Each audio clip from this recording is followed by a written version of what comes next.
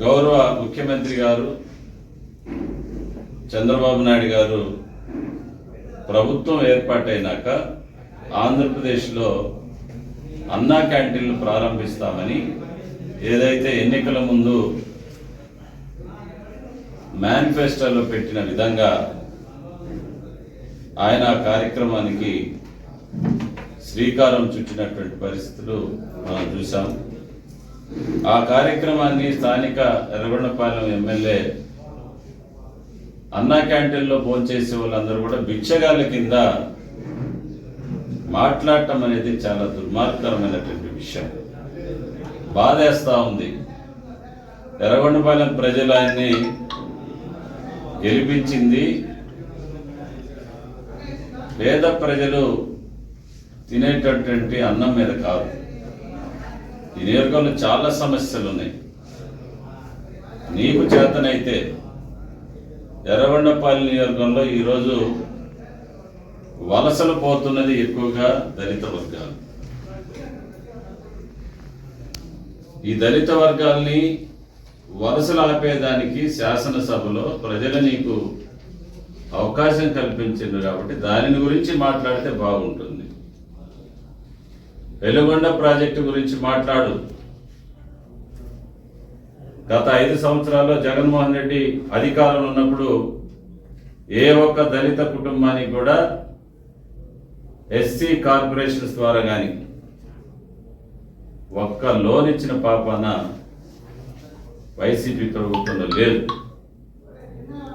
వాటి గురించి మాట్లాడు. 5 సంవత్సరాల్లో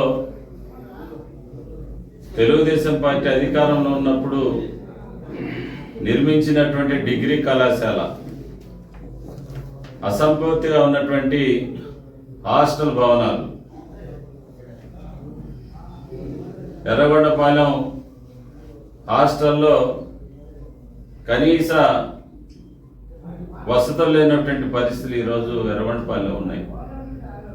వీటన్నిటిని గురించి మీరు అసెంబ్లీలో ప్రస్తావించి పేద బడుగు బలహీన వర్గాలకి తోడ్పాటుగా నిలబడాల్సింది పోయి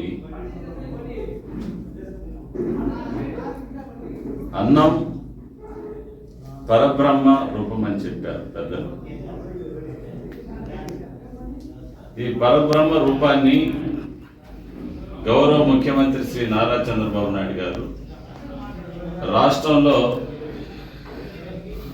5 రూపాయలకే పేదలకి, స్టూడెంట్స్ కానీ, చిరు ఉద్యోగులు కానీ, ఇంకా చిన్న చిన్న కూలి పని చేసుకునే ప్రతి ఒక్కరు కూడా అక్కడికి వెళ్ళి భోజనం చేస్తూ ఉంటే దానిని కూడా నువ్వు ఎద్దేవా చేసావంటే నాకు తెలిసి అన్నా క్యాంటీన్ల గురించి అన్నం తినేవాడు ఎవరు కూడా విమర్శించడని నేను చెప్తా ఉన్నాను.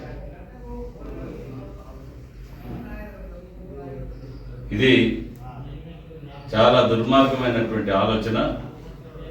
పులివెందుల ఎమ్మెల్యే చెప్పినట్టు నువ్వు మాట్లాడి కానీ ఉంటే దయచేసి ఈ రాష్ట్రంలో ఉన్నటువంటి ఏదైతే పేద ప్రజలను ఉద్దేశించి భిక్షగాళ్ళని నువ్వు సంబోధించావో బేషరతుగా పేద బడుగు బలహీన వర్గాలకి నువ్వు క్షమాపణ చెప్పాలని నేను మీడియా మిత్రుల ద్వారా నేను కోరుకుంటా ఉన్నా. దయచేసి ఎమ్మెల్యేగా ప్రజలు నీకు అవకాశం ఇచ్చారు కాబట్టి ఈ నియోజకవర్గంలో ఉన్నటువంటి సమస్యల మీద మీకు మీ పులివెందుల ఎమ్మెల్యే జగన్మోహన్ రెడ్డికి దమ్ము, ధైర్యం, సత్తా ఉంటే అసెంబ్లీ సమావేశాలకు హాజరై ఈ రాష్ట్రంలో ఉన్నటువంటి సమస్యల మీద,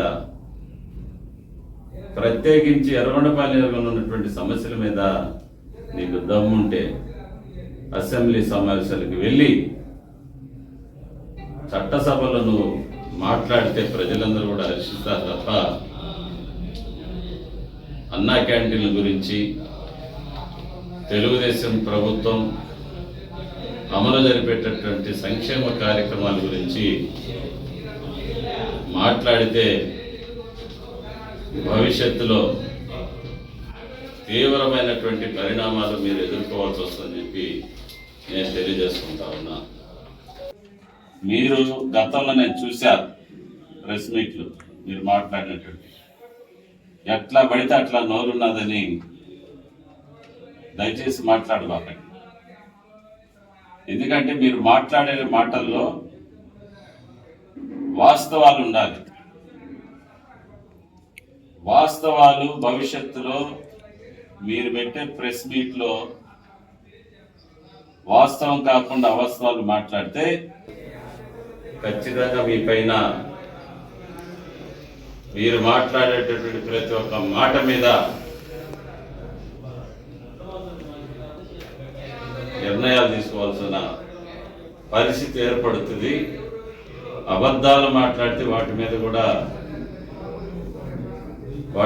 కూడా సరైనటువంటి అధికారులతో మీరు మాట్లాడేటువంటి ప్రతి మాటని అధికారుల దృష్టికి తీసుకువెళ్ళి దాంట్లో ఉన్నటువంటి నిజానిజాలు నిర్ధారణ చేసి నువ్వు అసత్యాలు మాట్లాడితే నీపై చర్యలు తీసుకునేదానికి కూడా చట్టపరమైన చర్యలు తీసుకునేదానికి కూడా వెనుకాడబోమని చెప్పేసి ఈ పత్రికా సమావేశం ద్వారా నేను హెచ్చరిస్తున్నానని చెప్పి తెలియజేసుకుంటా ఉన్నాను.